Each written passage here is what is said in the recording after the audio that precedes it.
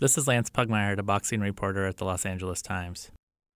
The road to becoming the most well-known man in the world began in Louisville, Kentucky on January 17, 1942, when Cassius Clay was born to a sign painter and a housewife. Clay was pointed to boxing by a policeman/boxing coach who saw him at age 12, angered by the attempted theft of his bicycle. By 1960, he was the Olympic light heavyweight champion in Rome.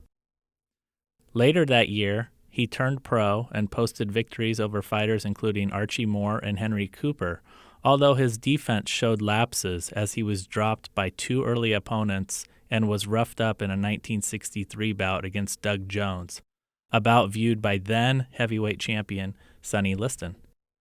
By then, Clay hired trainer Angelo Dundee, a union considered by most the greatest fighter-trainer relationship in history, and Clay landed a February 25, 1964 title shot at Liston, further unleashing his verbal warfare. Indeed, the 22-year-old landed scoring jabs on Liston and endured an eye-burning ordeal believed caused by a substance on Liston's gloves, and unloaded on the champion in the sixth round, taking the heavyweight belt when Liston failed to answer the bell for the seventh, in what was considered a historic upset.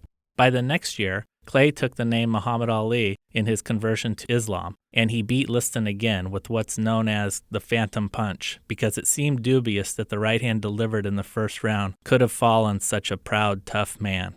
In 1966, Ali's draft designation for the Vietnam War was changed, making him eligible for the draft. He made it clear he'd refuse to serve, and a scheduled bout in Chicago was scrapped.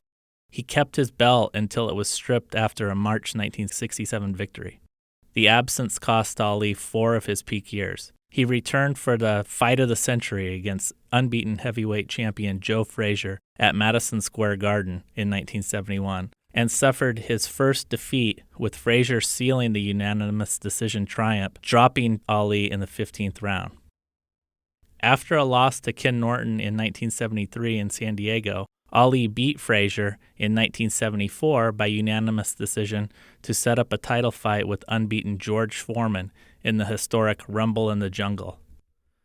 Implementing a brilliant rope-a-dope strategy and his own toughness to exhaust the power-punching Foreman, Ali thrilled the crowd in Zaire by coming off punches in the 8th round to deck Foreman with the right hand, regaining the belt and affirming his self-appointed title as the greatest.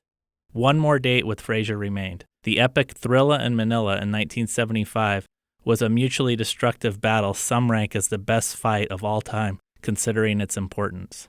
Ali rallied from getting thumped by Frazier power punches in the middle rounds to dominate late, and as Frazier's eyes swelled shut in the 14th, Ali battered Frazier with head-rocking shots that convinced Frazier trainer Eddie Futch to stop the fight with Frazier on a stool before the 15th. Ali said the battle was the closest thing to dying that I know. Remaining in shape troubled Ali during the remainder of his career, and it led to an upset loss to 1976 Olympian Leon Spinks in 1978. Ali met Spinks again later that year and won the heavyweight belt for a record 3rd time.